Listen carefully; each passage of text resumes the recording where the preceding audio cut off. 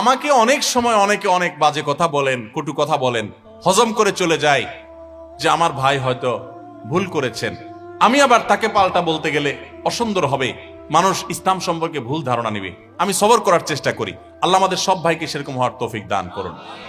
আলেমদের মধ্যে যারা মতবিরোধ করে, আরেকজনের পিছে লাগালাই করে, পাবলিকের সামনে একজন আরেকজনের বদনামিতে লিপ্ত, তারা জানে না যে তাদের পায়ের তলায় মাটি নাই।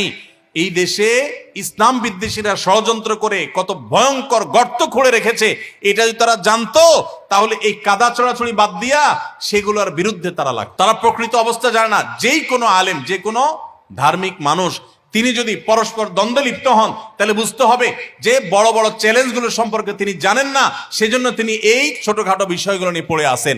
আমরা নিজেদের পিছনে লেগে আসি। আজ শয়তান আমাদেরকে একজনের পিছনে আরেকজনকে লাগাই দিছে। আপনারা সাধারণ মানুষ হবে, আপনাদেরকে আমি একটা অনুরোধ করতে চাই, সেটা হলো হুজুররা যদি নিজেরা লাগালাগি করে, আল্লাহর হস্তে আপনারা ওই লাগালাগি করেন না, হুজুরদেরকে আপনারা অন্তত বয়কট করবেন, যে আমরা এই সমস্ত খোঁচাখুচি করা মানুষগুলোর সাথে নাই।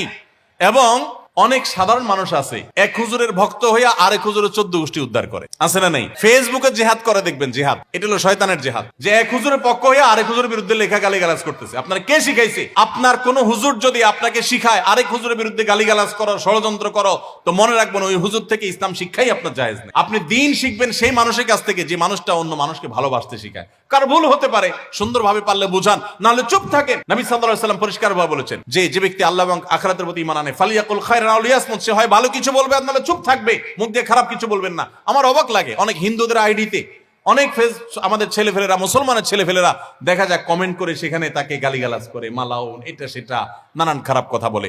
আমাদের সাহাবীদেরকে আপনি দেখাতে পারবেন যে তারা কোনো অমুসলিমকে গালিগালাজ করতেন? অন্য ধর্মের মানুষের প্রতি সুন্দর আচরণ করবে, সে ইসলামের সৌন্দর্য বুঝতে পারবে। আল্লাহ তাআলা আমাদেরকে হেদায়েত দান করুন। তাহলে পারস্পরিক কাদা ছোড়াছড়িতে আমরা নাই, কি বলেন? আমরা নাই, আমরা কখনো করব না। এতে যা হয় হোক, দলাদলিতে আমরা নাই। আব্দুল্লাহ জাহাঙ্গীর রহমাতুল্লাহ একটা সুন্দর কথা বলতেন, স্যার বলতেন, শুনেন, আমরা হুজুররা গন্ডগোল করব, এগুলো আমাদের স্বার্থের ব্যাপার। আপনি অযথা আমাদের পিছনে আয়সা আমাদের স্বার্থ উদ্ধারের আপনি উসিলা হলেন, মাধ্যম হলেন, আপনার কি লাভ হলো? আপনার আমলটা কেন বরবাদ করলেন আপনি আমার জন্য আরেকজনকে গালিগালাজ করে? এই জন্য কোন হুজুরের ভক্তি করতে গিয়া আরেক হুজুরের শত্রু হতে যাবেন, আরেক হুজুরের গালিগালাজ করতে যাবেন। এবং মুসলমানদের পরস্পর একদল আরেক দলের গোষ্ঠী উদ্ধার করলেন, উনি একপন্থী, উনি আরেকপন্থী। ভাই, আপনারটা আপনি প্রচার করেন, আরেকজনকে গালিগালাজ করবেন না। মনে রাখবেন তো ইনশাআল্লাহ। তাহলে ওলামাদের ঐক্য যাতে নষ্ট না হয়, সেই জন্য আমরাও শান্তিপূর্ণ ভাবে থাকার চেষ্টা করব এবং এই জাতীয় কাজ পরিহার করব। আল্লাহ আমাদের তৌফিক দান করুন।